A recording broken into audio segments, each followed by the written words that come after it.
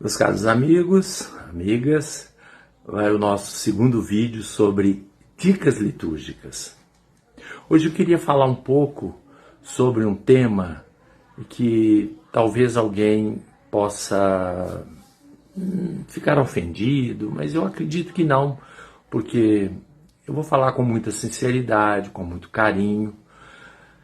Nós temos no serviço litúrgico, em relação à música, ao canto litúrgico, nós quase sempre temos, não é necessariamente, mas nós temos os grupos que cantam.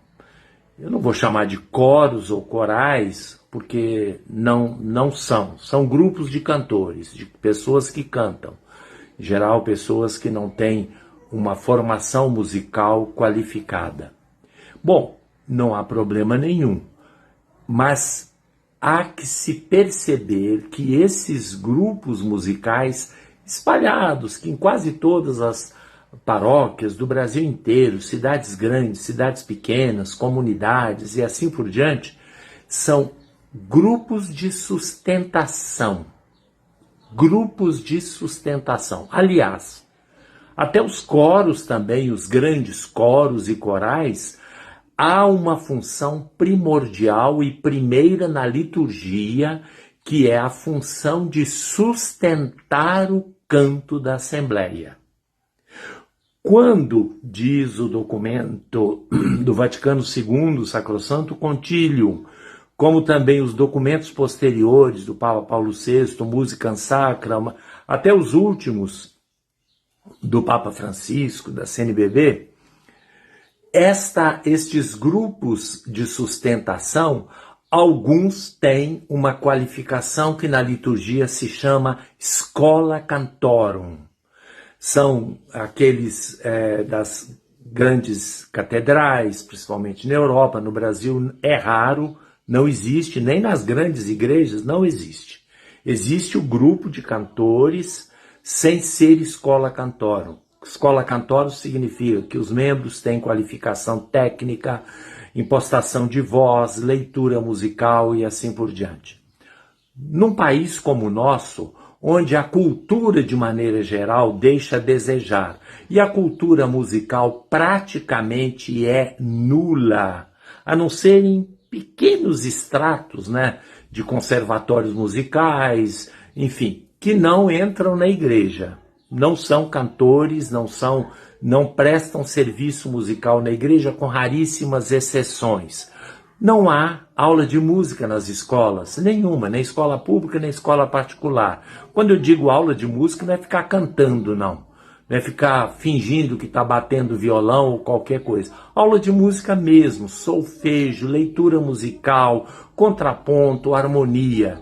Não existe isso, nem nas escolas públicas, nem nas escolas privadas, nem nas faculdades de teologia, de filosofia destinadas ao ministério. Também os padres não têm esta formação.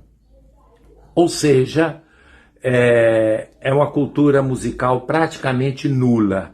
Então nós temos basicamente grupos de cantores, muitas vezes com dons naturais excelentes, mas grupos de cantores de sustentação. Para vocês terem ideia como isso é verdadeiro, o Novo Missal tem as partituras, inclusive com a participação de celebrante e assembleia, supondo também um coro de sustentação, não se usa. Por quê? Ninguém sabe lê-las, E agora, para que haja possibilidade, a CNBB manda áudios. Só que áudio é uma coisa em que você ouve e depois, quando você vai colocar em prática, você muda. Daqui a pouco essas melodias estão completamente transformadas em outras coisas, como inclusive músicas que a gente faz, elas vão sendo transformadas, mudadas. De vez em quando eu ouço uma música que eu fiz e falo, mas será que fui eu mesmo? Então, dentro disso, nós precisamos ter esta mentalidade. O canto litúrgico no Brasil necessariamente deve ser canto da Assembleia. E aquele grupo de cantores existe para sustentar o canto da Assembleia. Somente as escolas cantorum é que pode exercer o canto de audição litúrgica. O que significa isso? Que há algumas partes da missa em que há possibilidade de uma escola cantorum executar uma música e a participação dos fiéis se dá pelo ouvir. Assim como os fiéis também participam pelo ouvir, as leituras e assim por diante. Então, mas isso não existe, é muito raro. Qual o problema? O problema é que esses grupos de cantores que deveriam ser de sustentação, eles querem se exibir. E é horrível.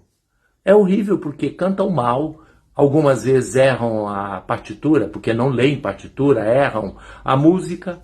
Outras vezes a harmonia é totalmente errada, desagradável ao ouvido, a afinação deixa a desejar, o solista nem sempre canta de tal maneira que seja agradável ouvir.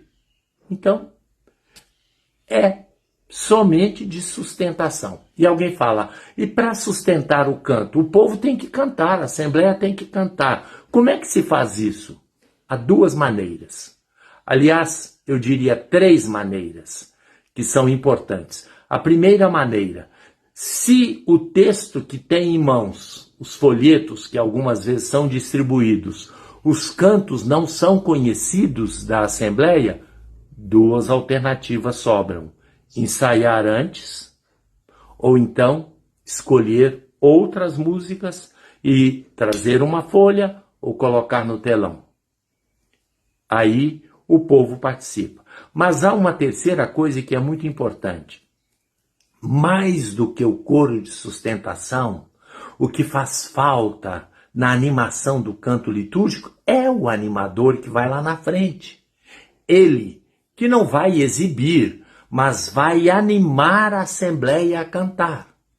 O canto já conhecido ou o canto ensaiado antes. Então ele vai ensaiar. E a voz dele no microfone não é uma voz de solo, para cantar sozinho, mas é uma voz para marcar o compasso, para a afinação da Assembleia e ajudar a Assembleia a participar. Aí a liturgia fica maravilhosa.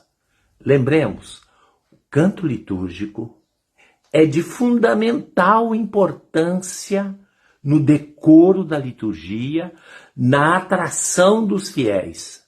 O canto litúrgico pode afastar ou atrair os fiéis, dependendo da sua qualidade. E entre nós, a melhor forma de exercer este ministério é com a participação entusiasmada da Assembleia. Uma igreja toda cantando é uma coisa maravilhosa. Claro que se existe uma escola cantorum, polifônica, de alguma maneira, para o canto de entrada, para o canto das ofertas, para a comunhão e para a saída, não há problema, porque esses cantos não são a liturgia, são cantos na liturgia. Agora, os cantos, quando se canta a liturgia, é direito do povo. Então, o povo precisa participar. E quando não existe a escola cantorum, então é só o grupo de cantores de sustentação. Algumas vezes nossas liturgias ficam monótonas, mortas, frias, porque tem um grupo de pessoas cantando que não agrada a ninguém e o povo todo dormindo na Assembleia. É péssimo isso. Nós temos que mudar a mentalidade, entrar na corrente do Concílio Vaticano II. Se não há uma situação em que eu descrevi da escola cantorum, nós precisamos levar o povo a participar do canto. É a única forma de tornar o canto litúrgico agradável e atrativo para os fiéis. Grande abraço.